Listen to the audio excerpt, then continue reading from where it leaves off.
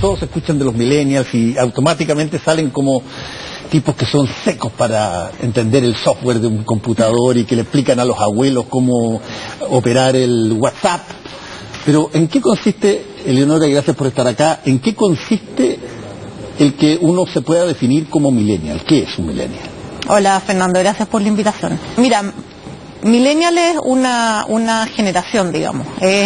Hay unos que la definen como la generación que viene después de la generación X y antes de la generación Z, lo que sea que eso pueda significar. Y una definición que los sitúa, digamos, entre las personas que nacen a partir del año 80, 82, 84, hasta más o menos el año 2000. Nosotros en particular nos enfocamos en los jóvenes que tienen entre 15 y 24 años, porque nuestro interés era ver cómo se insertaban ellos en el mercado laboral, cómo transitaban... 15-24, ese es el rango. Sí, cómo transitaban desde el sistema educacional al mercado laboral. Y mirando este rango etario, entre 15 y 24, uno los ve en diferentes transiciones que son claves, digamos, entre la educación básica y la media, después entre la educación media y la educación superior si es que ingresan, o entre la media y el mercado del trabajo si es que entran directamente a trabajar, y después uno los alcanza a seguir un par de años ya en su primer trabajo o después de sus primeros trabajos. Entonces este rango etario nos permite a nosotros ver harta varianza, digamos, de situaciones en términos de trayectorias educativo-laborales. Pero, digamos, la definición estricta de millennial abarca más años, es más o menos desde los 80 hasta el 2000. Cuando tú estás viendo una generacional de ese tipo, ¿cuál es el punto de comparación? ¿Contra quién comparas si es que estas personas son distintas o no son distintas a lo que había, digamos? Mira, nosotros en este caso en particular estamos comparando jóvenes de la región, digamos, de estos 9 países de América Latina, entre ellos. Ajá. Este es nuestro punto de referencia. Y tenemos algunos indicadores para compararlos, por ejemplo, con los jóvenes de otros países de la OECD, que vendría siendo algo así como el estándar del desarrollo, digamos. No tenemos comparaciones con generaciones previas porque estos son datos nuevos, o sea, primera vez que surge el interés de mirar los datos que nosotros estamos mirando, o sea, el tipo de cosas que nosotros estamos midiendo.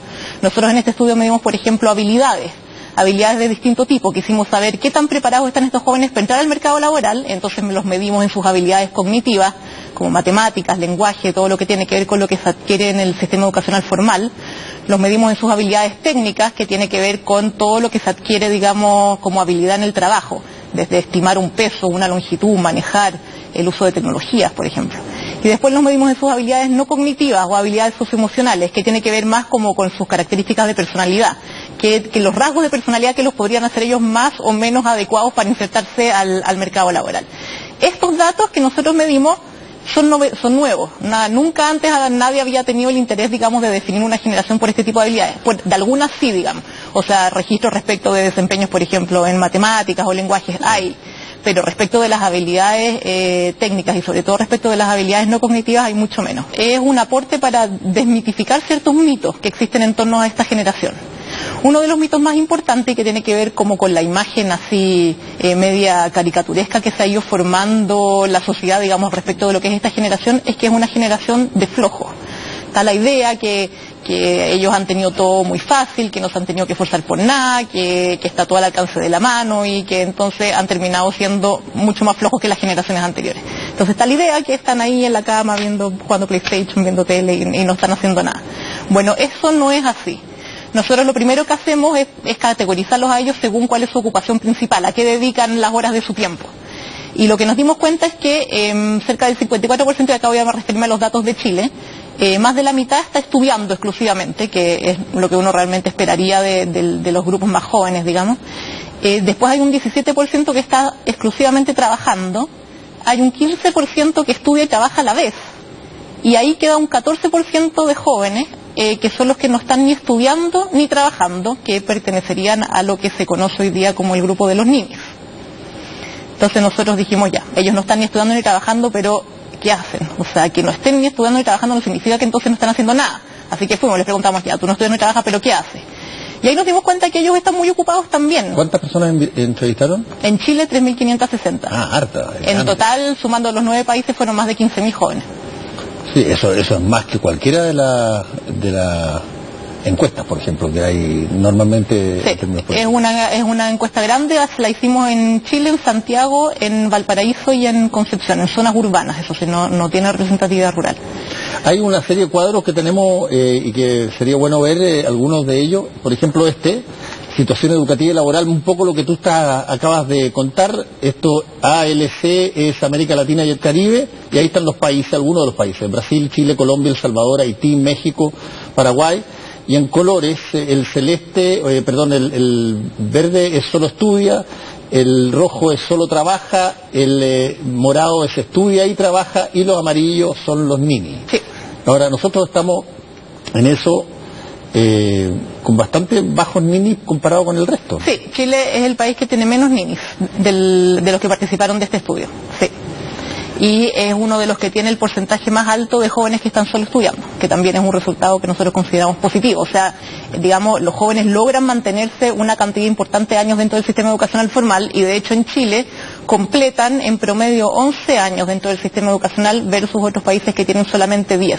Aquí hay una parte del trabajo que tiene que ver con los ninis, que es un fenómeno que ha entrado muy fuerte por su concepto, que son los que no estudian ni trabajan.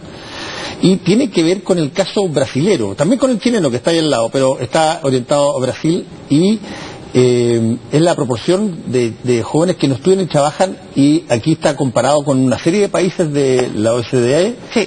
Y estamos muy re mal.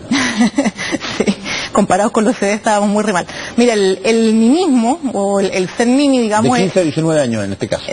Claro, es un fenómeno que tiene una correlación muy alta con el nivel socioeconómico. O sea, cuando uno ve dentro de los países, por ejemplo, si uno mira dentro de Chile, o si uno mira dentro de la región, los hogares de donde provienen los jóvenes que son nini tienen menores ingresos que los hogares donde provienen los jóvenes que están en cualquiera de las demás categorías. Lo mismo tiene un componente de género. Hay muchas más mujeres que son ninis que hombres que son ninis, y eso ahí tiene que ver con el embarazo adolescente, con la maternidad temprana. Entonces este gráfico puede también estar expresando el hecho que los países que están de este lado, donde hay más ninis, son países con un PIB menor a los países que están del lado de allá. En 15, 19 años estamos pegados con Brasil. En 20, 24 años nos separamos un poquitito, estamos en mejor situación que Brasil. Brasil es el antepenúltimo de los más malos, digamos, o sea, de los que tienen muchos ninis, digamos. Sí, mira, y de hecho una de las preguntas que nosotros les hacemos a nuestros jóvenes es respecto de sus aspiraciones. Les preguntamos qué nivel educacional espera completar tú, y qué probabilidad le asignas al cumplimiento de esa aspiración, digamos, qué tan probable crees tú que es que tú logres completar el nivel educacional que te estás proponiendo. Y después les preguntamos lo mismo respecto del trabajo. ¿Cuánto esperas ganar tú, o qué probabilidad le asignas tú a conseguir el trabajo que tú quisieras encontrar? Y ahí lo que uno ve es que ellos le asignan una probabilidad mucho más alta a encontrar el trabajo que ellos quieren que a completar el nivel educacional al que ellos aspiran.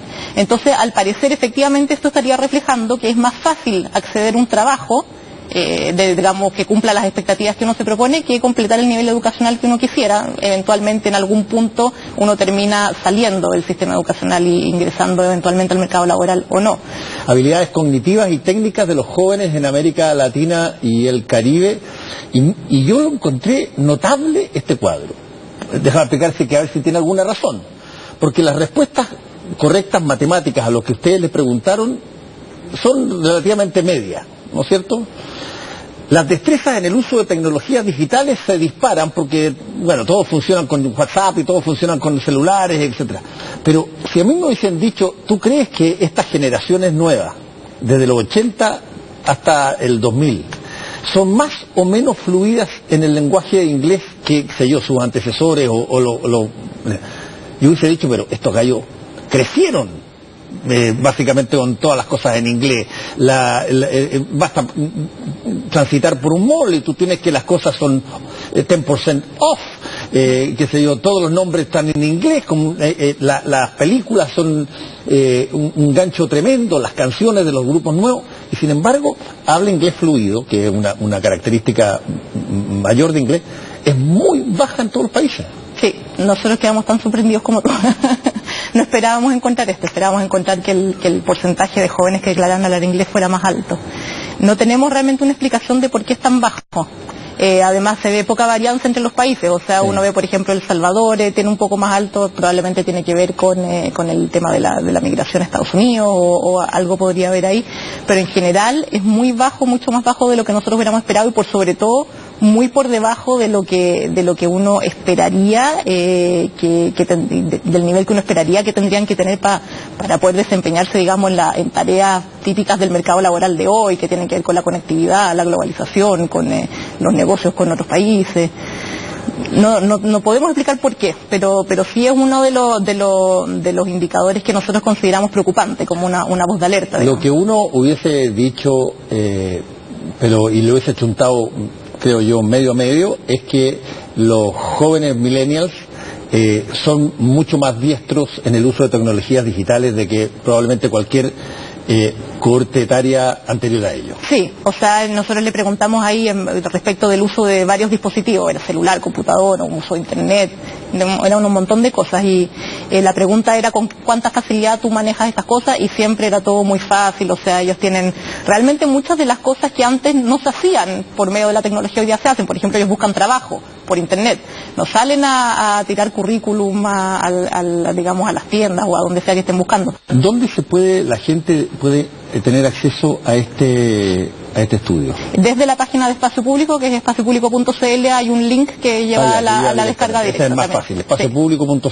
Sí, y vamos a tener también versiones impresas, pero que están en imprenta, no han salido del horno. Pero es perfectamente asequible por... es totalmente descargable, es el libro completo, resumen ejecutivo, más adelante van a estar las bases de datos de estos países para el que quiera dedicarse a jugar con los números, todo el material va a estar abierto y disponible.